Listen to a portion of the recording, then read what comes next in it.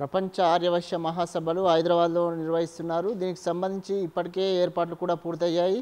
అయితే ఈ ఏర్పాట్లు ఎక్కడి వరకు వచ్చాయి, ఈ సమావేశంలో ఎంతమంది వివిధ దేశాల నుంచి ఎంతమంది పాల్గొంటున్నారు, ఇప్పటివరకు ఈ ఆర్యవైశ్య మహాసభలో ఎంతమంది ఆ సభ్యత్వం ఉన్నారనే విషయాలు మనతో మాట్లాడడానికి Aryavysya global convention secretary Vithal గారు ఉన్నారు. వారితో మాట్లాడి మిగతా విషయాలు తెలుసుకునే ప్రయత్నం చేద్దాం. సార్ చెప్పండి, మీరు ఆర్యవైశ్య మహాసభ నిర్వహిస్తున్నారు కదా, ఈ సభ ఏర్పాట్లు ఎక్కడి వరకు వచ్చాయి?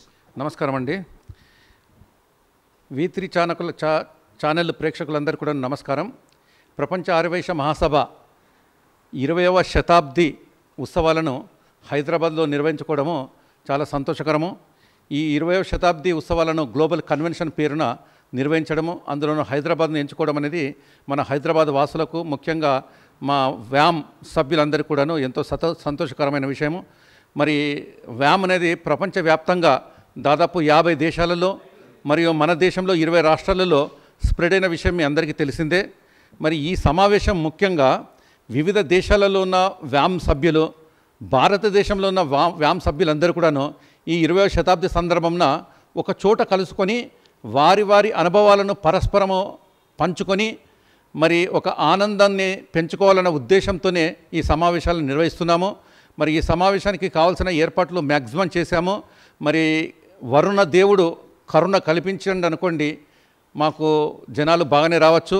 కాకపోతే ఇక్కడ ఇది వర్షాకాలం అని చెప్పేసి మనం ఇక్కడ గ్రౌండ్లోనో, పబ్లిక్ గ్రౌండ్లోనో, లేకపోతే ఓపెన్ ప్లేస్లోనో కనుక ఏర్పాటు చేస్తే ఈ వర్షాన్ని మనము తట్టుకోలేదన్న ఉద్దేశంతో మరి మా సభ్యుల మధ్య ఈ కన్వెన్షన్ ఏర్పాటు చేస్తే ఇక్కడ నా కన్వెన్షన్ హాల్ ఉంటే బాగుంటుందని చెప్పేసి అన్నప్పుడు మా వాళ్ళని కొంతమంది ముందుకు వచ్చేసి మేము కావాలంటే ఏదైనా ఆర్థికంగా సపోర్ట్ చేస్తాము, ఏదైనా కన్వెన్షన్ హాల్ సెలెక్షన్ చేసుకున్నాను అన్నప్పుడు ఇక్కడ మాకున్న హాల్లో హైదరాబాద్లో మరి మాకు కనపడ్డది క్లాసిక్ కన్వెన్షన్ హాల్ 3 అనేది చాలా పెద్ద కనపడ్డది.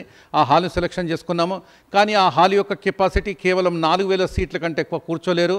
మరి దాని తర్వాత ఈ 4000 మంది కొరకు మేము స్టార్టింగ్లో ఎలా అని అనుకున్నాము. కానీ రిజిస్ట్రేషన్స్ ఒక్కసారి స్టార్ట్ చేయగానే అది 5500 దాకా వెళ్ళిపోయి దాని తర్వాత ఇంకా పెరుగుతున్న సందర్భంలో ఎప్పుడో రిజిస్ట్రేషన్లో 2వ తారీఖు లోపల ఎవరైతే రిజిస్ట్రేషన్ చేసుకుంటారో వారికి మాత్రమే ఇక్కడ మీటింగ్లో అవకాశం అని చెప్పేసి మేము ప్రకటించడం జరిగింది.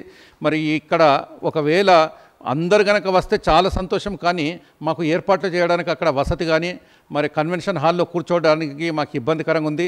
కానీ ఎవరు వచ్చినా కానీ మాకు భోజనాలకు కానీ ఇంకెక్కడ కానీ ఇబ్బంది ఉండదు. కానీ ఇక్కడ కూర్చోబెట్టాలన్నా కష్టమవుతుంది, ఒకవేళ వర్షం వస్తే ఇంకా కష్టమవుతుంది. కానీ మేము పబ్లిక్ అందరి కొరకు ఓపెన్గా లింక్ ఇస్తున్నాము. ఈ లింక్ ద్వారా అక్కడ జరుగుతున్న సమావేశాన్ని మన ఇంట్లో కూర్చుండి ఇంకెక్కడైనా కూర్చుండి ప్రశాంతంగా చూడవచ్చు. అక్కడికి వచ్చి వర్షాన్ని కానీ లేకపోతే అక్కడ ఎదురయ్యే కష్టాలని ఎదుర్కోకుండా ఉన్న చోటు నుంచి కనుక చూసుకుంటే చాలా బాగుంటుందని నేను మన వైశ్యులందరికీ, ముఖ్యంగా ఎవరైతే రిజిస్ట్రేషన్ చేసుకోక మేము రాలేకపోతున్నామని చెప్పేసి బాధతో ఉన్నారో వాళ్ళందరికీ నేను చేతులెత్తి రిక్వెస్ట్ చేస్తున్నాను. వాళ్ళందరూ లింకుతోని ఇంటి వద్ద కూర్చుండి చూడాలని చెప్పేసి నేను ప్రార్థిస్తున్నానండి. విధంగా ఆర్యవైశ్యంలో చాలా ఉన్నాయి కదా సార్ సంఘాలు, మీ వ్యామ్కి ద్వారా ఏం స్పెషల్? అంటే ఈ సభకి మిగతా వాళ్ళు కూడా వస్తారా, లేదంటే ఓన్లీ మీ వ్యామ్లో ఉన్న సభలో? సార్, నేను ఇంతకుముందే చెప్పాను, మా వైశ్యులలో చాలా సంఘాలు ఉన్నమాట నిజమే. ప్రపంచ ఆర్యవైశ్య మహాసభ కూడాను అటువంటి సంఘాలలో ఇదొక సంఘము.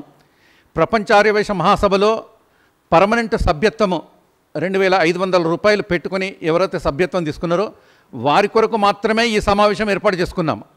ఇతర సంఘాలతోని మాకు సంబంధం ఉందా లేదా అనే విషయం వచ్చినప్పుడు మా ప్రపంచ ఆర్యవైశ్య మహాసభ యొక్క స్లోగన్ ఏంటంటే ఎవరైనా సరే ప్రతి సంఘం కూడాను మా దాంట్లోకి రావచ్చు అన్నాం. మా సంఘంలో వీరు రావద్దు వాళ్ళు రావద్దని ఎప్పుడూ మేము కోరుకోలేదు. తర్వాత ఏ సంఘంతో కూడా మాకు పోటీ లేదు. ప్రపంచ ఆర్యవైశ్య మహాసభ అనేది ఒక్క రాష్ట్రం అనేది కాదు, ఎన్నో రాష్ట్రాలలో దేశాలలో స్ప్రెడ్ అయి ఉంది. కాబట్టి ఏ సంఘంతో పోలిక లేదు. ఇది 20 సంవత్సరాల ఉత్సవం. ఇక్కడ ఉన్న లోకల్ సంఘాలలో ఉన్న ప్రతినిధులందరికీ కూడా మేము ఇన్వైట్ చేశాము. మరి కొంతమంది ప్రత్యక్షంగా చేశాము, కొంతమంది పరోక్షంగా చేశాము, కొంతమందికి మేము ఈ వాట్సాప్ల ద్వారా కానీ ఎస్ఎంఎస్ల ద్వారా కానీ అందరికీ ఇన్వైట్ చేశాము. ఎవరు వచ్చినా ఎవరు రాకున్నా కానీ ప్రపంచ ఆర్యవైశ్య మహాసభ సభ్యులు మాత్రం రావాలని ప్రాధాయపడుతున్నాము. ఇంకా వేరే వాళ్ళు ఎవరైనా వచ్చినా కానీ మాకేం ఆబ్జెక్షన్ లేదు. అక్కడ ఏదైనా వసతుల దగ్గర ఇబ్బందులు అయితే కష్టమన్న ఉద్దేశంతోనే అందరూ కంట్రోల్గా ఉండి అందరూ కూడా మన వైశ్యుల కొరకు వైశ్యులు ఏర్పాటు చేసుకున్న ఈ ప్రపంచ ఆర్యవైశ్య మహాసభకు అందరి సపోర్ట్ కూడా కావాలంటున్నాం తప్ప ఆ సంఘం ఈ సంఘం అని మాకు లేదండి. అందరూ కూడా మాకు కావాల్సిన వాళ్ళే. ఈ సంఘం ఆ సంఘం ప్రతి ఒక్క సంఘం హైదరాబాద్లో ఎన్నో సంఘాలు ఉన్నాయి. ఆ సంఘాలు అందరి ప్రతినిధులకు మేము ఇన్వైట్ చేసినాం. అందరూ కూడా రావాలని కోరుతున్నాం. ఎప్పుడైనా సరే ఏ సమస్య వచ్చినా కానీ వైశ్యులమంతా ఒక్కటే అని ప్రూవ్ చేసేది ఉంది.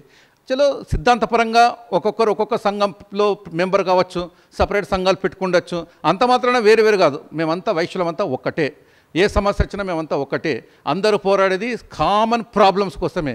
ఇక్కడ కూడా మేము సమావేశంలో తీసుకునే తీర్మానాలు కూడాను కామన్ తీర్మానాలే ఉంటాయి తప్ప ప్రపంచ ఆర్యవైశ్య మహాసభ కోసం ఉండవు. ఎవరు మాట్లాడినా ఎవరు ఏం చేసినా ఏ సంఘం చేసినా కానీ అందరూ ఆర్యవైశ్యుల కోసమే చేస్తున్నాం తప్ప వేరే ఉద్దేశం లేదండి.